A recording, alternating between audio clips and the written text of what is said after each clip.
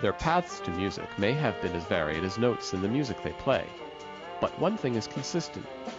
Guiding them at each level is a trio of music teachers, one in elementary school, one in middle school, and one in high school.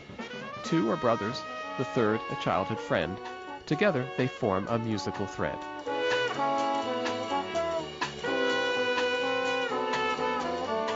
What that's considered in educational terms is vertical alignment. We're always communicating with one another. We can collaborate so that by the time they get to high school, they're kind of prepared. They have this set foundation so that we can use that foundation on which to grow.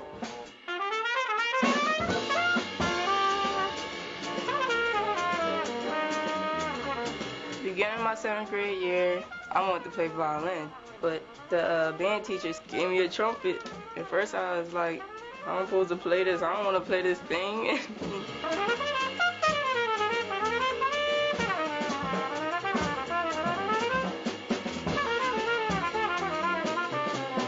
We start the children at the 3rd grade, and we have the kids playing as soon as they pick up an instrument in the performing ensemble. We kind of monitor them as they go to each level. Some of my students that might go into the middle school level, again, I'm there with them every step of the way. So I'm actually, helping them, mentoring them, all the way up to high school and beyond.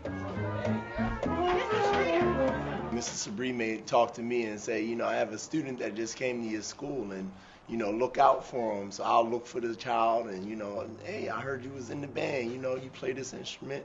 So that happens, and we kind of work with them all the way throughout, and then we also stay in contact with my brother, and on the high school level, once they get like to 7th and 8th grade, it's kind of like I'll ask a question like, what would you like them to know once they get to your school?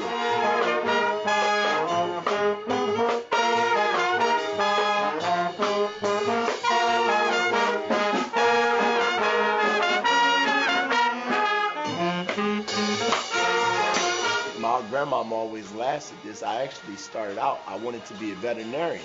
It was either veterinarian or musician. So once I got in high school, it started saying, man, I like this music thing, so I started to become more of a musician, and I fell in love with it. My brother and Mrs. Sabree were always there. My brother was there, like, at my audition, like, come on, we're going to get you in this college, helping me out. So I always had, like, that role model to look at and listen to as well, And we do that now with the kids. We're used to working together. We're used to hanging with one another. We're used to communicating with each other. And so that kind of just invites that same relationship with the students. Sometimes our students get together, they communicate with each other, they help one another, the older ones to get with the younger ones.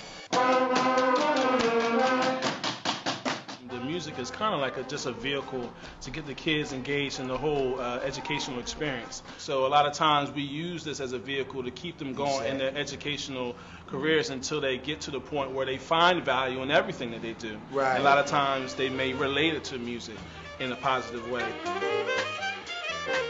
I'm a visual arts major, so all my friends were in a band. In my sophomore year, I wanted to try out, and that's when I picked up the saxophone my sophomore year.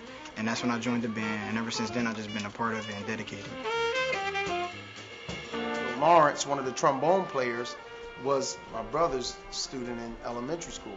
And it was ironic because he was a trumpet player who wasn't successful on the instrument. So my brother called me one day and said, Jamal, what do you do? This guy practices all the time, and he's only getting to the middle C in the staff, and above that he starts cracking, and so what should I do? So I said to him, try him on trombone.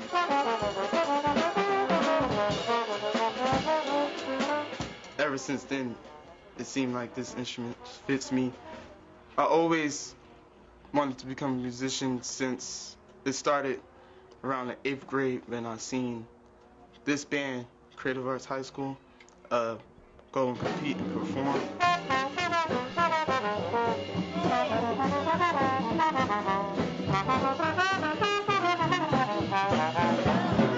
The kind of vertical alignment that we're doing from Mr. Sabree, moving on to my brother at the middle school, and then here at the Creative Arts High School. So here in Camden, New Jersey, we're just an example of vertical alignment through music.